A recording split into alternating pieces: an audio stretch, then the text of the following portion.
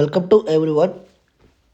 ఈరోజు Sensex 77 points down అయ్యి Nifty 3 points down అయింది. నిఫ్టీ బ్యాంక్ 13 పాయింట్స్ డౌన్ అయింది. మిడ్ క్యాప్ 203 పాయింట్స్ పెరిగింది. అలాగే టాప్ 5 గెయినర్స్ ఇక్కడ చూస్తుండొచ్చు. HDFC AMC, PB Fintech, Ashok Leyland, కీ ఫైన్స్, ఒబరియో. అలాగే టాప్ 5 లూజర్స్ ఈరోజు చూస్తుండొచ్చు.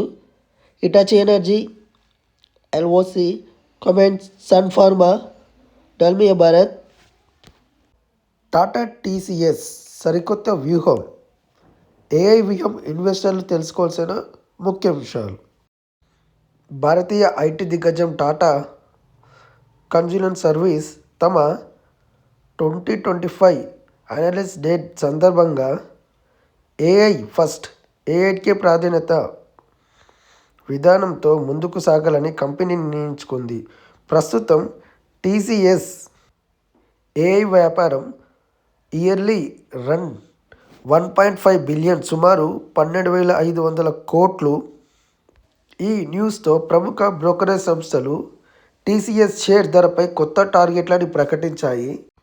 సాంప్రదాయ డిజిటల్ సేవల నుండి పూర్తిగా ఏఐ ఆధారిత సంస్థకు మారడానికి టీసీఎస్ 5 అంచెల వ్యూహాన్ని సిద్ధం చేసింది.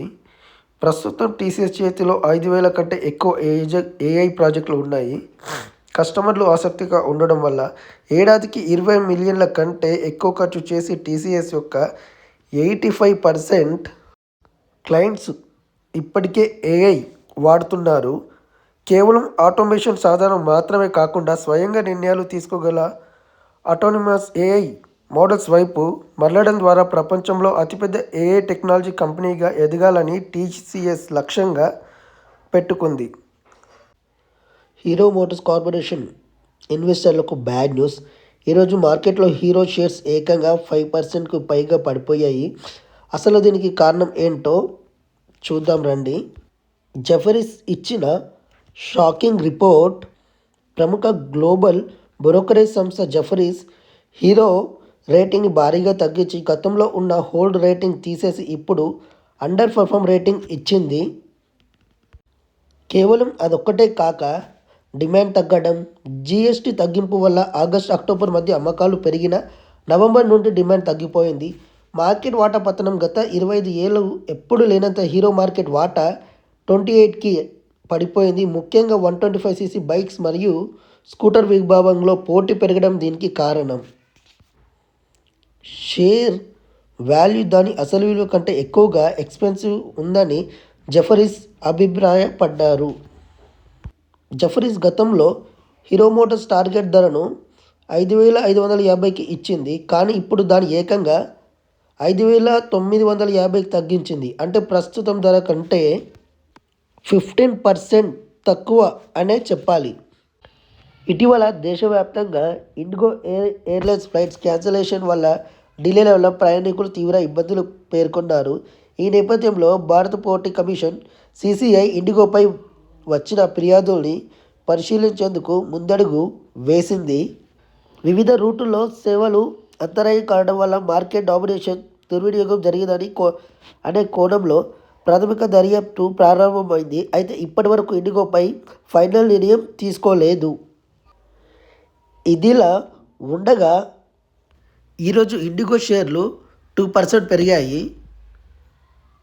దీని అధ్యక్షుడు పీటర్ ఎల్బర్ట్స్ గత కొన్ని రోజుల ఫ్లైట్ డిప్రెషన్ సిబ్బంది చెప్పిన మాటలు. గతంలో క్యాన్సిలేషన్ డీలేల కారణంగా ఆందోళన పెరిగింది. కానీ ఇప్పుడు షేర్ లాభంలోకి వచ్చింది. కానీ ఇంకా ఫైనల్ రిపోర్ట్ రాలేదు కాబట్టి చూస్తూ ఉండాలి. లాంగ్ టర్మ్లో ఈ షేర్ వాల్యూ ఎలా జరుగుద్ది, లాస్ట్ టైం జరిగిన ఫ్లైట్ డీలే వల్ల వీళ్ళు ఎలా రెస్పాన్స్ ఇస్తారనేది చూడాలి. సెబీ ఇకపై భారతీయ security and exchange board SEBI కొత్త నియామకాలు ప్రవేశపెట్టింది. ఇవి మార్కెట్లో పెద్ద మార్పులు తెస్తాయి. మ్యూచువల్ ఫండ్ ఫీజులు తగ్గనున్నాయి. ఖర్చులు తగ్గితే రీటైల్ ఇన్వెస్టర్స్ ఎక్కువగా వస్తారు. ఒక విషయంలో ఈ వార్త మ్యూచువల్ ఫండ్ ఇన్వెస్టర్లకు గుడ్ న్యూస్ అనే చెప్పాలి. అలాగే ఐపీఓ సింప్లిసిటీ చేయబడింది. మొదటిసారి పబ్లిక్ ఆఫర్ కంటే కంపెనీలు ఇంత తక్కువ పేపర్ వర్క్ సౌకర్యంతో మార్కెట్లోకి రానున్నారు. ఇన్వెస్టర్లకు కొత్త అవకాశాలు పొందవచ్చు. ఈ సెబీ ప్లాట్ఫామ్ వాడటం ముఖ్యంగా చిన్న మధ్య పరిమాణం పెట్టుబడిదారులకు నేరుగా ప్రయోజనం అందజేస్తుందనే చెప్పవచ్చు. ఈరోజు దేశ రాజకీయాల్లో పెద్ద చర్చకు దారితీసిన అంశం లోక్సభలో జీ బిల్ ఆమోదం. ప్రతిపక్షాలు తీవ్ర నిరసన మధ్య ఈ బిల్ అసలు ఏమిటి, ఎందుకు వివాదం, పూర్తిగా తెలుసుకుందాం. ఇది ఇప్పటి వరకు ఉన్న ఎంజీఎన్ఆర్ఈజీఏ చట్టాన్ని రద్దు చేసి దాని స్థానంలో కొత్త గ్రామీణ ఉపాధి పథకాన్ని తీసుకురావడం కోసం రూపొందించబడింది. ప్రభుత్వ మాటల్లో గ్రామీణ ఉపాధిని ఆధునికంగా మార్చడం, గ్రామీణ మౌలిక సదుపాయాలు పెంచడం, వికసిత్ భారత్ 2047 లక్ష్యానికి అనుకూలంగా పథకాన్ని రూపకల్పన మార్చడం. ముందు ఎంజీఎన్ఆర్ఈజీఏలో 100 రోజుల పని, ఇప్పుడు 125 రోజుల ఉపాధి హామీ. గ్రామీణ ఆస్తుల నిర్ణయం, నీటి సంరక్షణ, రోడ్లు, గ్రామీణ మౌలిక సదుపాయాలపై ప్రత్యేక దృష్టి. వారానికి ఒకసారి లేదా గరిష్టంగా 15 రోజుల వేతనం చెల్లించాలి. ఇది రైతులకు, గ్రామీణ కార్మికులకు మరింత లాభం చేస్తుంది. ఇక్కడే పెద్ద వివాదం మొదలైంది. ఎంజీఎన్ఆర్ఈజీఏ హక్కు ఆధారిత చట్టం, దాన్ని తొలగించడం తప్పు. మహాత్మా గాంధీ పేరు తొలగించడం రాజకీయ ఉద్దేశంతోనని ఆరోపణ చేశారు. రాష్ట్రాలపై ఆర్థిక భారం పెరుగుతుందనే ఆందోళన, పేదల ఉపాధి భద్రత తగ్గే ప్రమాదం ఉందని అపోజిషన్ పార్టీ వాళ్ళు అన్నారు. జీ బిల్ ద్వారా గ్రామానికి భారతానికి మేలా లేక పేదలకు మేలా? మీ అభిప్రాయాన్ని కామెంట్లో చెప్పండి. ఇప్పటి వరకు నేను పెట్టిన ఎఫర్ట్స్, ఇచ్చిన ఇన్ఫర్మేషన్ మీకు వాల్యుబుల్గా అనిపిస్తే లైక్ చేసి షేర్ చేయండి.